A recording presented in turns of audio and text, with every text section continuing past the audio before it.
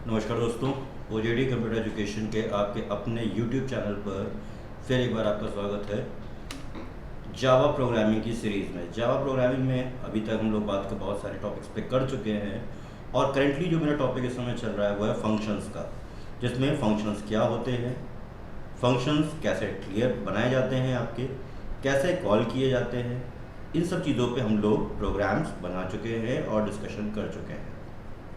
तो आज का मेरा टॉपिक है यहाँ पर फंक्शंस में रिकर्जन। रिकर्जन क्या होता है? यानी जब भी कोई फंक्शन अपने आप को बार बार कॉल करेगा, this is known as the recursion, है ना। यानी सिंपल अगर मैं आपको रिकर्जन की डेफिनेशन समझाना चाहूँ तो यहाँ पे मैं इसको डिफाइन कर सकता हूँ, when the function call itself repeatedly is called recursion. यानी जब भी कोई फंक्शन अपने आप को इटसेल्फ क्या खुद से कॉल करेगा बार बार, सच टाइप ऑफ फंक्शन, यानी वो फंक्शन जो कॉल हो रहा है इज कॉल्ड रिकर्सिव फंक्शन। ठीक है, तो ये क्या है दोस्तों, रिकर्जन का फॉर्मेट है ना। तो कोई भी फंक्शन अपने आप को जब बार बार कॉल कर रहा होगा तो वो क्या कहलाएगा, रिकर्जन कहलाएगा।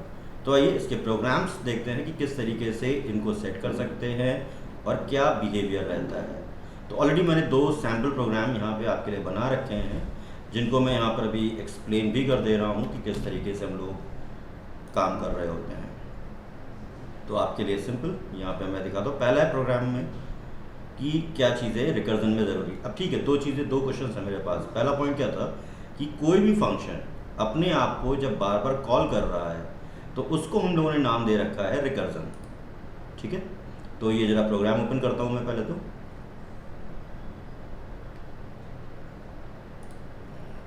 थोड़ा सा टाइम लेगा ये ना। तो यहां पर मैंने सिंपल आपके लिए एक क्लास बना रखी है रिकर्जन 1 के नाम से। ये मेरा एक फंक्शन है वॉइड स्टैटिक वॉइड पी। ये फंक्शन क्या प्रिंट कर रहा है, हेलो प्रिंट कर रहा है, और ये अपने आप को क्या कर रहा है, बार बार कॉल कर रहा है। और यहाँ पर भी क्या हो रहा है, फंक्शन की कॉलिंग हो रही है। तो इस कंडीशन में रिकर्जन तो हो रहा है, बट ये रिकर्जन क्या करे, ये क्या कर रहा है, अपने आप को खुद ही कॉल कर रहा है ना।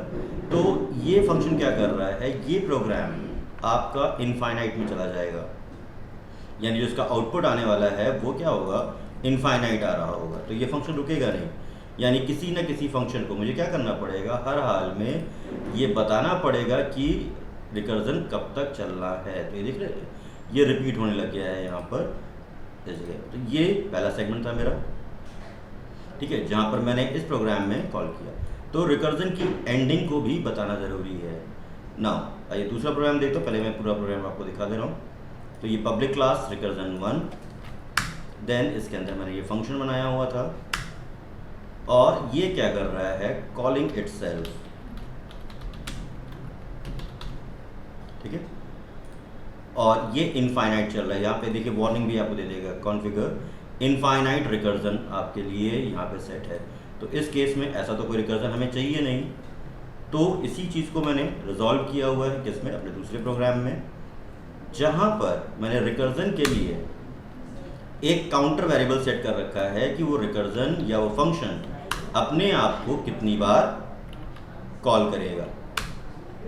ठीक है, और यहाँ पे मैंने क्या कर रखा है कि इसमें ये फंक्शन अपने आप को कितनी बार कॉल करने वाला है, 6 बार कॉल करेगा, है ना। ये देखिए,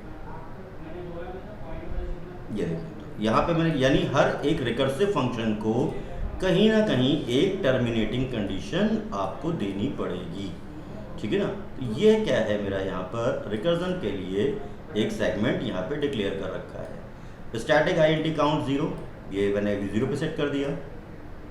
वॉइड काउंट प्लस प्लस, यानी पहला काउंटर जब बढ़ा तो उसने क्या किया, अपने आप को कॉल किया और अपना मैसेज दे दिया और मैसेज के साथ वैल्यू प्रिंट करा दी। ये क्या हो रहा है, अगेन कॉलिंग इटसेल्फ। इस समय ये कॉलिंग होगी लेकिन इनफाइनाइट में नहीं जाएगी।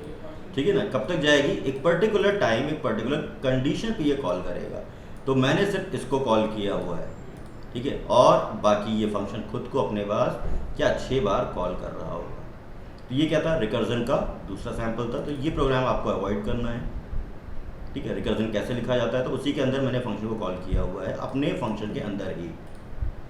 आइए अब इसमें देखता हूँ मैं आपके लिए यहाँ पर अगला प्रोग्राम जो फैक्टोरियल के लिए होगा। तो हम लोग यहाँ पे चेक करते हैं रिकर्जन फैक्ट, एक प्रोग्राम बनाते हैं।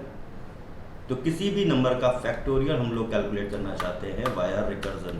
तो यहाँ पे क्वेश्चन भी लिख दे रहा हूँ, write a program to print factorial of a number using recursion. ठीक है, तो यूज़र से एक नंबर असाइन करवा लेते हैं और यहाँ पे आ जाएगा आपका पब्लिक स्टैटिक int फैक्ट। ये फंक्शन लिया मैंने जो int n पे काम करेगा। ठीक है, और यहाँ पे ले लिया int x is equals to 0 if n exactly equals to 0 और n exactly equals to 1। यानी अगर आप यूज़र को n की वैल्यू 0 या 1 दे रहे हैं तो रिकर्जन नहीं होना है, रिटर्न 1, क्योंकि 0 और 1 का फैक्टोरियल क्या होता है, 1 होता है। Else x is equals to n into fact n minus 1। तो ये टर्मिनेटिंग कंडीशन है, जब तक इसकी सेल्फ रिटर्निंग वैल्यू 1 या 0 नहीं हो जाएगी तब तक ये रिकर्जन होता रहेगा। रिकर्जन प्लेस हेयर, तो रिकर्जन यहाँ पे हो रहा है, और जैसे ही रिकर्जन कंप्लीट होगा then we will get the value from x। तो ये तो हो गया रिकर्जन का फॉर्मेट। तो आइए मेन फंक्शन लिखते हैं यहाँ पर। ये कुछ वार्निंग दे रहा है, ओके, अनयूज्ड असाइनमेंट हिंट। ठीक है, तो इसको चेक करता हूँ क्या है ये। तो इसकी ऐसे कोई ज़रूरत नहीं है, वार्निंग है, इसको हम इग्नोर कर सकते हैं। तो इसको चाहो तो ऐसे छोड़ो। अब यहाँ पर आकर के हम लोग क्या करने वाले हैं, int num is equal to लेते हैं 5, या स्कैनर क्लास से आप इनपुट रिसीव करवा सकते हो, है ना, और int ans आंसर ले लेते हैं। ans is equal to fact, function call किया num, तो ये वैल्यू हमने पास कर रखी है। और रिकर्जन के बाद यहाँ पे क्या होगा, फैक्टोरियल रिटर्न होगा। फैक्टोरियल आएगा इसके पास x आंसर के पास, factorial of num is ans। ठीक है, तो this equation has to be responsible for the recursion. आइए पहले आंसर चेक करता हूँ, फिर दिखाता हूँ। ये रहा 5 का आंसर आ रहा है। अब ये इक्वेशन काम कैसे कर रही है, ये जो लाइन है आपकी ये रिकर्जन के लिए है। ठीक है, तो फर्स्ट टाइम जब तक ये नीचे नहीं आएगा तो x इज इक्वल्स टू,